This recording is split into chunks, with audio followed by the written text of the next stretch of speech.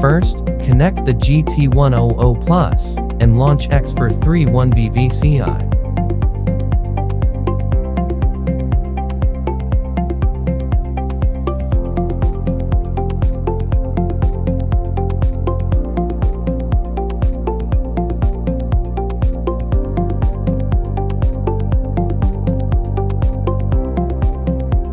Then connect the ECU according to the wiring diagram.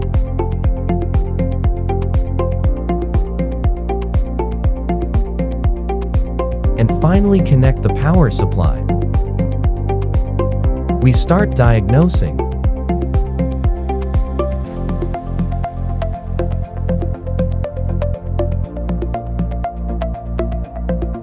Click Read I or M Readiness Mode 01.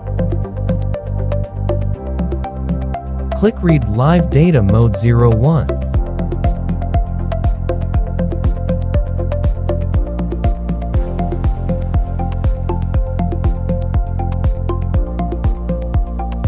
Click Read Freeze Frame Data Mode 02. Click Read Fault Code Mode 030708. Click Read Vehicle Information Mode 09.